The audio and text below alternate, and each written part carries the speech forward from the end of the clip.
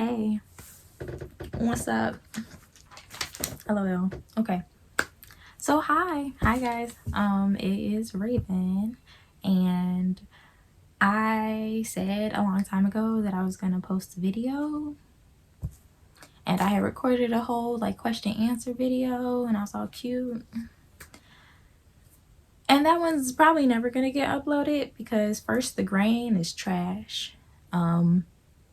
Then the video, like the recorder died in the middle. I don't know where that other footage is. Yeah, some complications going on right there. So I'm also still deciding what content is going to be on this channel, but for right now we're gonna start talking about art. Yeah. Ooh. And I guess this first video will be dedicated to my painting titled Richard No with some exclamation marks. I will post it. I'll probably put it somewhere in this section or just over my face. But yeah, I just thought that a lot of artists make a lot of work all the time, and sometimes there's a lot of research or process that's going on behind the scenes before the artwork is actually being executed. And I just thought it might be nice for everyone to understand my process a little bit more, or at least like see how a piece goes from start to finish. I think I have some pictures of when I first started it that I was taking on like Snapchat, but you know, we'll see if we can find those. But yeah, Richard No, it's the film noir inspired piece, the second piece of my distraction series, which is started by Trick Shot, the painting that has the dice on the pool table, but we'll get into that one a little later. I guess keep you guys waiting or something, but not really. But yeah, the concept is clearly inspired by film noir. I was in a cinematography class in college while we were watching a lot of like classic movies, and once I completed Trick Shot, I just thought these pieces are very cinematic in their nature already, and why not explore or escape into some other genres of movie. So I just decided noir. It's moody, you know, it's mysterious. There's some murders sometimes, mobsters, black and white, you know. It's cool. It's cool. But you know, the more I watch some noir films, you know, realize there are no black people ever. Never blacks. Never. But you know, I guess that's why I'm painting or something. But yeah, I guess the piece started out with me watching a few movies, and then understanding some of the like moody lighting, the really high contrast, silhouettes, like what really made film noir.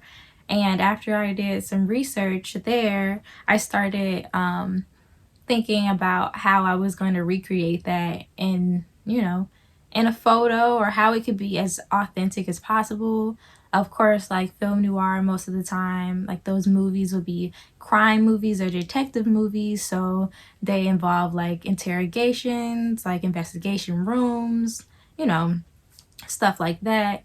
And I was wondering first, where in the hell am I gonna get a place that is like 1950s styled, and you know, like a detective table? Like, how am I setting that up? And at a point in time, I started just kind of trying to figure out what I had around my house, or what my mom's office had, like just different places that I might be able to like snatch a desk, or they just had a room that I could, you know, potentially change up a little bit, even like a room that might have just some blinds and that I could stage. And then we got a really cool, you know, I guess I found, not we got a really cool anything. I found this place that rents out rooms that are staged, or it's like an app more so. And I started looking around for like themed spaces, and I found this perfect interrogation situation that was themed like that, or like staged like that, for an escape room. Like the escape rooms where you go in and you and your friends are trying to figure out stuff, and like, you know, y'all can't get it together so y'all don't make it type, you know.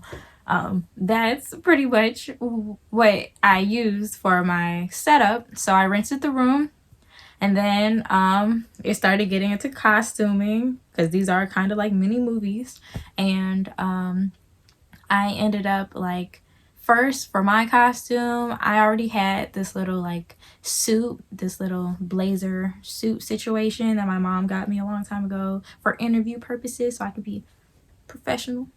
So I just used that, and you know, Party City has those little fedoras, so I was giving, you know, I just put the little fedora with that. I found a little white shirt, made that happen, and did the little pin curls, did the makeup, you know, watched some videos for 50 expired makeup, because clearly it's just research on top of research.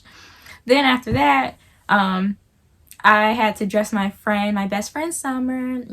Hey Summer. I had to dress her, so we went thrift shopping up north. I'm in Chicago, but like up north, and I found this really nice velvet like dress. It's like black, but it had this choker situation that was not working out, so we cut it, you know, because it's thrift stored and it was cheap, and you know, we didn't pay that much for it, so ta-da, we just cut it up.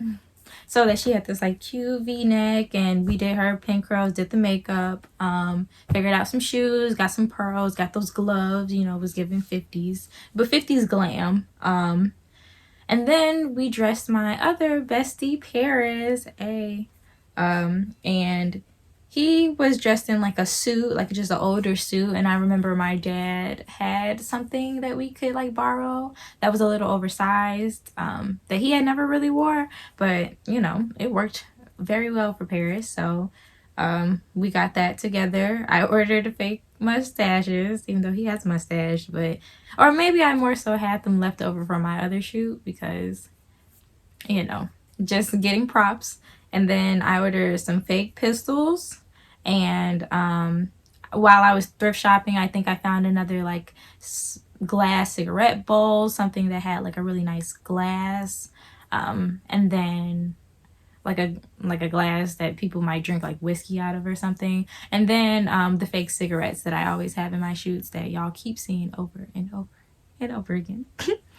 So once the costumes were all you know, put together, and I had all the props, I had to plan the day so that we could be all set for shooting. I dressed up, you know, me, Summer, and Paris all dressed up. We had an extra hand that was helping us shoot the pictures, because I tried to be that person that would run back and forth between the timer, and it's not it. Most definitely not it. It was the first and last time, and every time I've tried to do it since, I can't get me in the shot, and I felt like I wanted to be like hidden in each one of these distraction pieces. So, you know, for me to do all this work and then be running back and forth, it's a lot. But yeah, so we took the you know, we did the shoot. It was really cool. We had like an hour and a half, and I went over time and had to pay extra, and I was so shitty. I was so shitty, but that was okay, because we got those flicks. And then I got home and realized that I had shot the flicks in the grainiest quality possible, and I was like, oh, Raven, like that's trash, that's trash. Why would you do that? Why didn't you like see if it was clear? Because there was too much going on. So based on the other shots that I did beforehand, because this technically was like the second shoot that I did. I first did trick shot, which is the pool table one, and then the next shot was for the Western theme one, the oh shoot, where did I put the bullets? That was the second photo shoot that I did. But after doing that photo shoot, I realized And from trick shot, I didn't have any stage directions, and everyone was just kind of walking around and running around. No one knew what to do. So I kind of wrote some like real simple stage directions for us to like, you know, act out somewhat within the noir scene so that we can maximize the time. And so, you know, I wouldn't be just relying on people to start being willy-nilly with whatever was happening, even though it works sometimes because I like that the shoots are organic and I don't really have a crazy plan. Like I have a theme and an aesthetic in mind. I'm doing all this research to make sure that that looks as authentic as possible, but in terms of what I decide happens in a scene or like what image starts to be the final manipulated painting image, that doesn't really come about until after I'm done going through the 500 pictures that I've taken from a shoot. So, you know, it's just, yeah, that's what that is. But anyways, so you know, I started giving stage directions, and you know, these shoots are really fun, to be honest, especially because they're with my friends. But most of the time we're just goofing off, and I think my friends like to transform into these like stupid little characters just as much as I do, and just start creating all types of scenarios and different things that could happen. So like some of the stage directions might be that you know, we're interrogating one character, or that out the blue someone's like shooting someone, or someone's hiding around the corner while other people are embracing, or something, just something that's scandalous, you know, because I want some drama. I do. I want the drama. So I'm just putting that together so that, you know, people can figure out what to do. And while we were doing that, I just remember in one of the scenes where I think that someone was getting beat up. I can't remember. I think it might have been Summer, and I don't really know what that was about, but like it was like you know, her being on the floor and a whole bunch of stuff was going on, or even me being on the floor. Summer started naming Paris Richard out the blue, just like Richard blah blah blah, and that would just be what they continued saying throughout the entire like shoot. It was very goofy. But when it came to the scene where I was the one who was like, you know, shot dead on the floor, she just kept screaming like, Richard, no, like being dramatic and goofy. So I just thought that that was a cute little memory from the shoot that I wanted to include, and it most definitely was, you know, giving the drama or implied drama in the title of a work while you're watching like whatever the scene is. So yeah, I thought that was really cute for the title, and that's kind of how that came about, because other than that it probably would have been noir. And I just felt like, you know, we know what this is. We don't need to be that straightforward. So so then what else?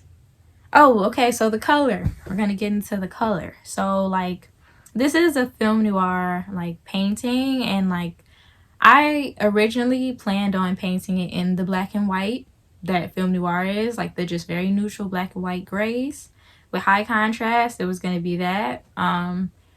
But I started, you know, painting on the canvas just in an undercoating of acrylic quickly for some reason, and realized that that gray black was not, it was a little too dead for me. Like I knew it was noir, but it was a little too dead. And I actually prefer to work from printed images versus like a phone or you know, or a laptop, just because it's backlit and sometimes those colors, you know, I don't know, something about it is not giving what I needed to give. So I go and literally print out an image. So when I printed it out, it printed, like the printer printed it in this purple green.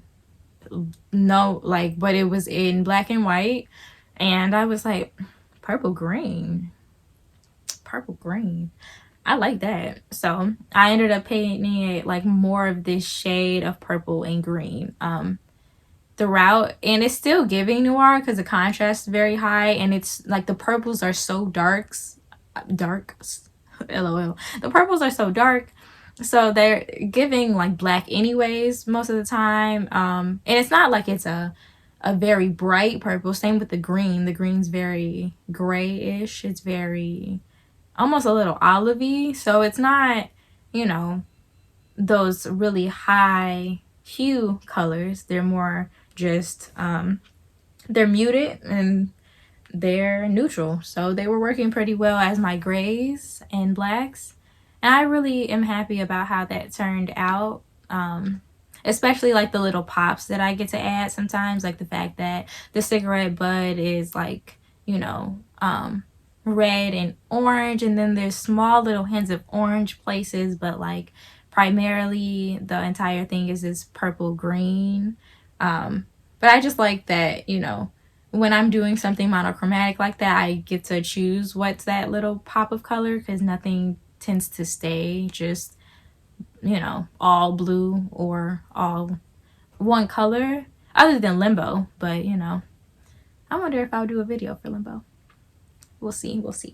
But yeah. And then because this is a distraction piece, there are bubbles coming out of the gun. And the concept behind that doesn't have any like real psychological meaning, but in every distraction piece, I have the goal to switch something out or hide something within the piece that people have to kind of find the longer they look at it. In this case, it's kind of in your face. It's pretty in your face, so it's not really like a hunting situation, but it's something that I wanted to carry on throughout the series, knowing that trick shot pool balls are dice, and it took a lot of people a while to figure that out initially, like viewing the piece, just because I guess the colors are really saturated and there was a lot more to look at than the fact that, you know, there are dice where pool balls should be. But I think that honestly I like hide the other things within the other paintings better than I've done it in this noir, but I still like it. I'm not sure if it's going to be something that I keep forever. Like, for some reason, the noir one feels kind of finished, but not finished enough.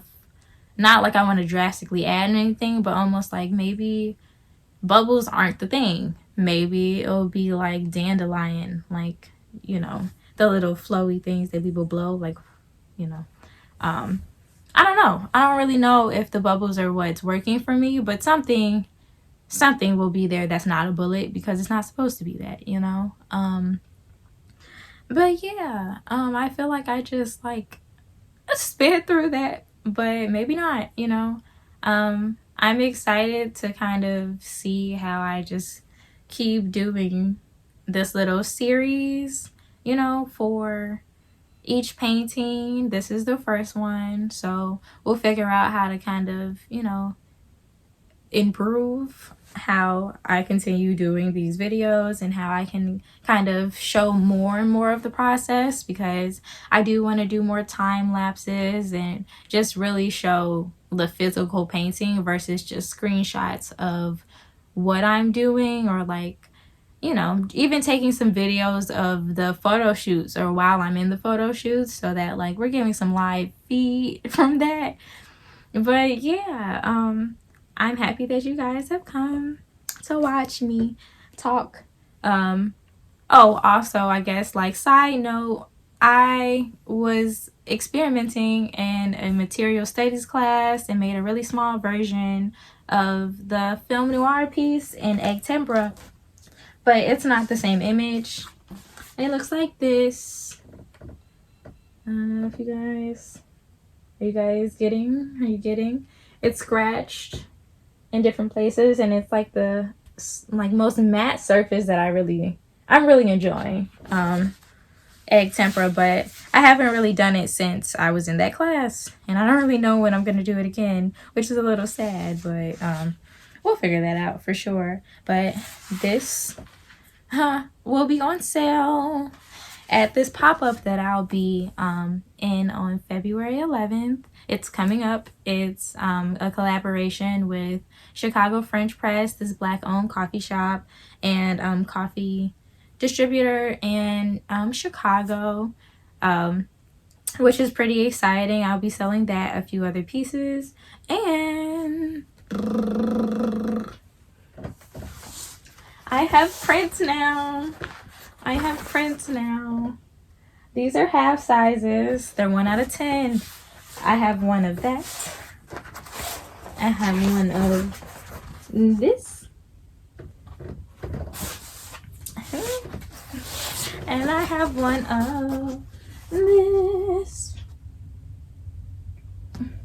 Very excited about that. Very excited that I don't really have to just like hold really large expensive pieces, and that I get to kind of share these half sizes with others. It's exciting. So they're 1 out of 10 series of each one of these: Trick Shot, Limbo, and When We Speak. I haven't finalized the price yet, but you know, I'm going to frame the first series of each one of these, and they'll also be on display, and they will also be dropping on my website February 11th, around the same time that my pop-up is, to give everyone a fair chance to get their 1 out of 10, you know, because yeah, in case you can't come in person.